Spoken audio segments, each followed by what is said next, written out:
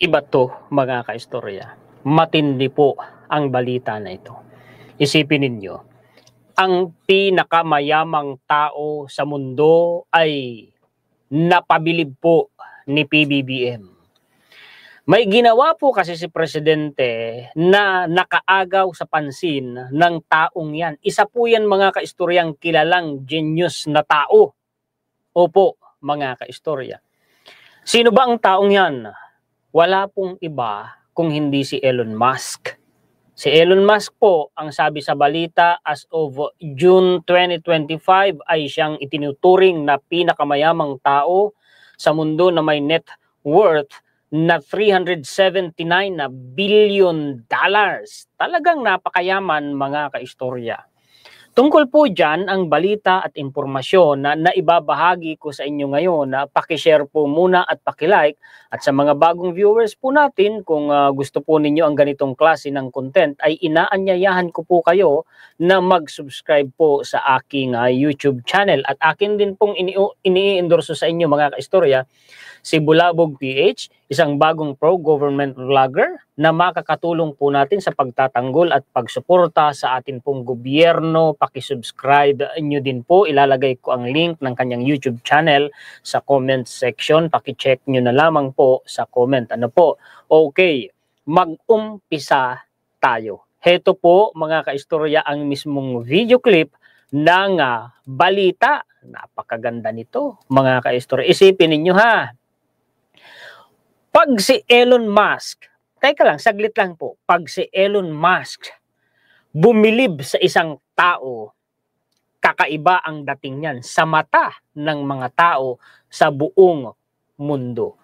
Yan po mga kaistorya ay dagdag pride sa atin at dagdag karisma, dagdag pogi points kay Presidente BBM. Magagamit niya yan sa panghihikayat sa mga big time world investors, mga kaistorya, foreign investors, at magagamit niya rin po yan, magandang impact niyan mga kaistorya sa pakikisalamuhan niya sa mga world leaders. Iba ang nagagawa pag ang isang Elon Musk napabilib mo. I-play nga po natin. Bumilib si tech billionaire Elon Musk sa digital initiative ng Marcos administration.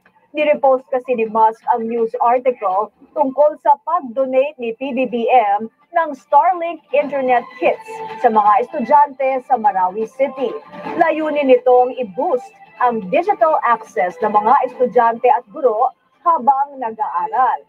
Ang Starlink ay subsidiary ng SpaceX na pag-aari ng world's richest man. Ayun!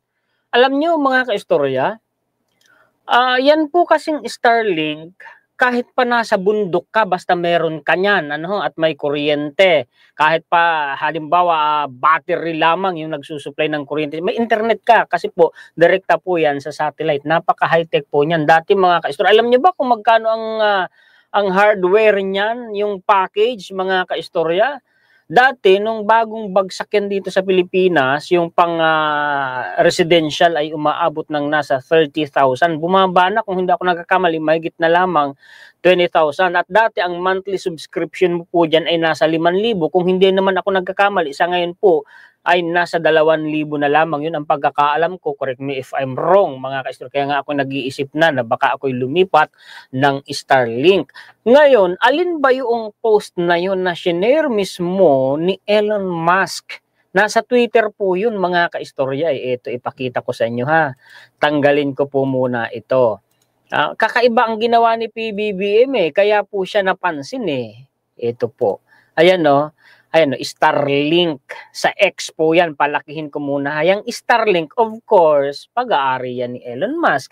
At yung account na yun sa Starlink sa X, mga kaistorya, si Elon Musk po ang kumukontrol niyan, of course. Ang sabi dito, mga kaistorya, Starlink Internet enables access to digital education and remote communities in the Philippines and around the world. Ayan po, President Ferdinand R. Marcos Jr. on Monday led efforts to enhance access to digital education and basic learning needs in Marawi City, underscoring his administration commitment to making education more accessible to Filipino youth, especially in conflict affected and remote. Tingnan ninyo yun.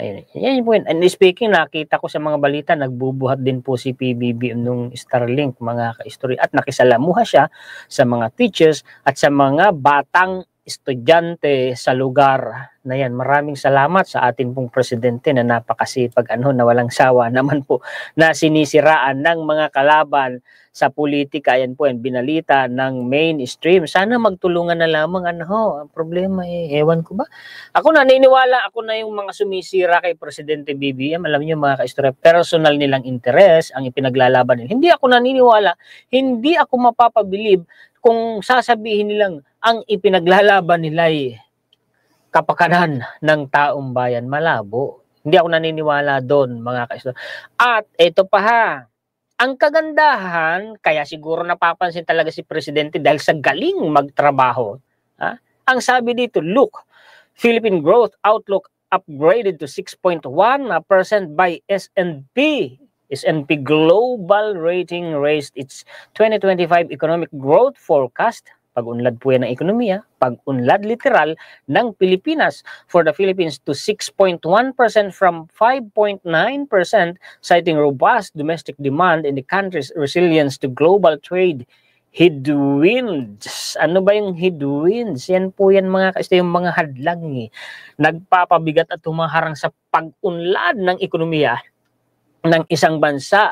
Yan yung mga gaganya, mga giyera diyan sa Israel, sa Iran, kasama pang Lebanon, yung Palestine, yung Hamas, yan diyan sa Gaza. Yan po mga ka-istorya ay ang tindi ng epekto niyan sa inflation, sa pagtaas ng presyo ng mga bilihin. And speaking of diyan sa inflation, diyan sa epekto po ng giyera na yan, ang Pilipinas po mga ka-istorya nananatiling pinaka-least affected sa epekto ng giyera na yan. Hindi yan kagaya ng sinasabi nitong mga kampo ng kabilang parlor, mga ka-istorya. Madadamay na tayo sa giyera dahil kasalanan ni PBBM. Wala na. Siguro hindi na nakakatulog yun. Kilala niya yun. Yung mahilig magbansang butod daw. Pero siya mga ka-istorya yung tunay na butod. Buhala ba naman ang tiyan nun? O di siya yung butod. Di mo ba? Mga ka-istorya, basahin nga natin ang balita na ito. Ayan totoo ito Actually mga ka-istorya, alam nyo, ang sabi po ng World Bank, kung hindi ako nagkakamali, by 2027 ay matutupad na yung target ni PBBM na tayo po ay magiging middle income economy. Ibig sabihin mga ka-istorya, mula sa kalagayang mahirap, tayo aangat na doon sa kalagayang may kaya. Ang galing ng Presidente BBM. Eto naman, bibigyan ko kayo ng update sa mga pangyayari po dito sa bansa natin. Si Vice President Sara Duterte tinawag po ng isang vlogger na pambansang buang ng Pilipinas. Grabe naman yun. Alam niyo, hindi ko ginagaya ang ganyang estilo. Kasi Kristiyano siyempre tayo, kasi biblical pa rin siyempre mga ka-istorya na igalang mo ang pinuno ng bayan, mga ka-istorya. Ako, tama na ako dun sa tayo pupuna. Tayo'y babatikos kung nakikita natin sila na mali. Kasi ganun talaga, pag elected official ka, talagang prone ka sa pamumuna, sa pagbatikos. At yung iba pa nga, paninira, pang-aalimura. Doon po sa puntong paninira at pang-aalimura, hindi ko na yung gagayahin kasi alam nyo, estilo yan ng mga DDS. Kung gagayahin ko yan, hindi wala na akong pinagkaiba sa kanila na bastos. Di po ba? Mga ka-istorya. Hindi naman tayo ganun. Hindi bastos ang bibig natin, hindi bastos ang pagkatao natin. Anyway, nandito ang balitang ito, ihahatid ko sa inyo, babasahin ko po sa inyo mga ka-istorya. A vlogger kay VP Sara, pambansang buang ng Pinas, notice this in all of her foreign trips, even if personal. There are no high government executives or leaders who go out of their way to extend courtesy, she being the second highest official of the country.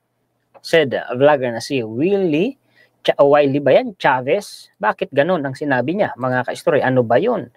Hindi tinantanan ng vlogger na si Willie Chavez, si Vice President Sara Duterte na nagdahilan na hindi pundo ng bayan ang ginagamit niya sa sunod-sunod na foreign trips niya nitong mga nakaraang linggo na umaani ng kaliwat kanang pagbatikos mula sa iba't ibang sektor. Normal yun. normal na babatikusin ka kasi may trabaho ka sa Pilipinas, elected official ka, vice president ka, tapos biyahe ka ng biyahe. Sa halip na magtrabaho ka. Eh yung biyahe mo naman, hindi naman parte ng trabaho mo. Personal trip mo nga yun eh. Diba mga ka-story? At normal nang magdududa ang taong bayan. Na baka pundo ng gobyerno ang ginagamit mo. Baka lamang naman, hinala lang ng taong bayan yan. Kasi elected official ka nga at binibigyan ng pundo ang iyong opisina, pinagkakatiwalaan ka ng pera ng taong bayan. Bukod dito, binansagan din, ni VP Sara na BO-BO ang mga bumabatikos sa kanya. BO-BO ba kayo mga ka-istorya o sila? Sino ba BO-BO? Mga ka-istorya? Yung wala nang maisip at hindi nagmamahal sa sariling bansa, naninira sa sariling bansa, at yung kanyang mga alipores na wala nang ginawa kung hindi mag-imbento ng mga kwento. May mga AI video pa nga, AI photos pa nga, para lang masiraan yung nasa gobyerno.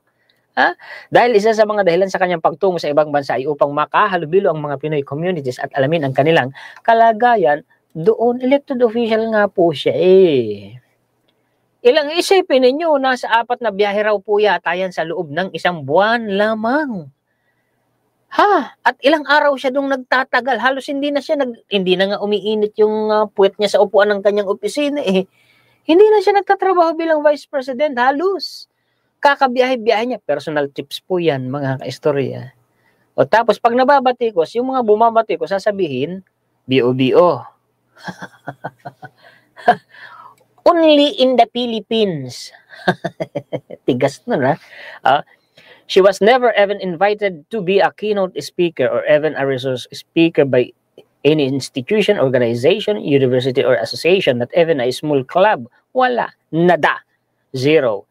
Hirit naman ni Chavez. Yan, nakakaharap lang di umano ni VP Sara sa kanyang trip abroad ay maliliit na grupo ng overseas Filipino workers sa tulong ng mga pipitsuging event organizers. Of course, may event organizers yan.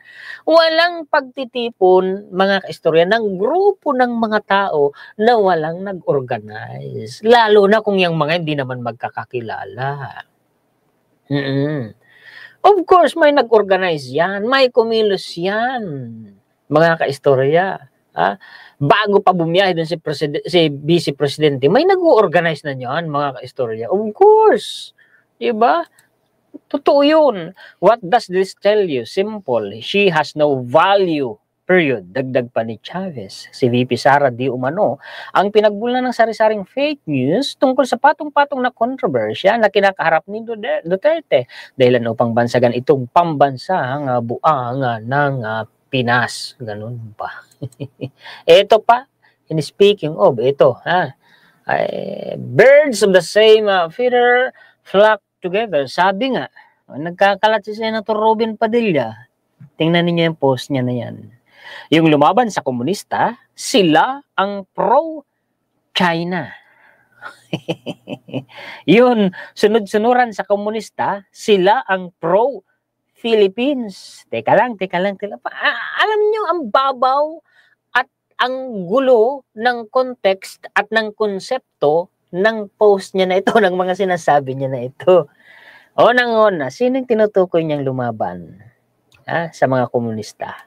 Ikaw ba, Senator Robin Padilla, lumaban ka ba sa mga komunista? Hindi yun. Hindi totoo yun. Nakulong ka nga eh. Bakit ka nakulong? Guilty ka eh. Ipinagmamalaki ba dapat na ikaw ay ex-convict? Hindi. Nakakahiya yun. Hindi po yun pride. Iba, mga ka-story. Lumaban ka ba sa mga komunista? Hindi naman. Ngayon, sino yung sunod-sunuran sa komunista? Si former President Duterte. Paano siya naging pro-Philippines kung sakali? Pro-China nga siya. Diba? Si VP Sara, isa din pong pro-China. Diba? Sabi naman ni Yussi Claire Castro, PCO, Yussi Claire Castro, and Vice President Sara Duterte remarked that she is not pro any country.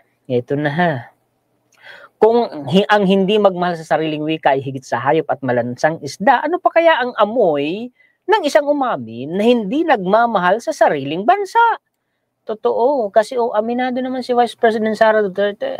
Siya mismo ang nagsabi, I am not pro any country. Ibig sabihin, hindi rin siya pro-Philippines. O kaya yan ang sagot sa kanya ni Jose Claire Castro.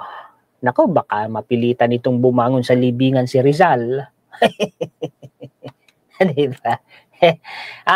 Ito pa. Mukha pong planado na at tapos na po ang usapan dyan sa Senado. Siguro ipalagay ko dapat na nating i-expect na i-dismiss ng mga senador ang impeachment case ni VP Sara Duterte kasi itong sinasabi dito ni Isko Derte, bakit Isko Derte? Isko Duterte. Escudero at saka Duterte pinagsama mga ka-istorya, kaya Isko Derte. Itong sinasabing ito ni Isko Derte, mga ka-istorya, mind conditioning na ito. Escudero, impeachment court can junk Duterte case by majority vote. Bakit ko nasabing mind conditioning na ito? Kumbaga, mga ka-istorya, in advance, sinasabi niya na sa mga tao na ganyan ang posibleng mangyari. Para kung sakali, pagdating nung araw na yun, hindi na gaanong magagalit ang taong bayan. Yun ang pagkakaintindi ko, mga ka-istorya sa sinasabing yan. Basahin nga natin ito.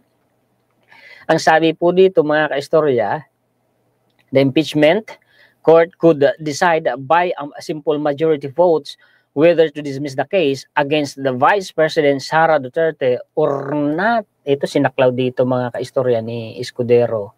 Ang konstitusyon ang nakalagay nga doon to try and decide, wala namang nakalagay na to dismiss.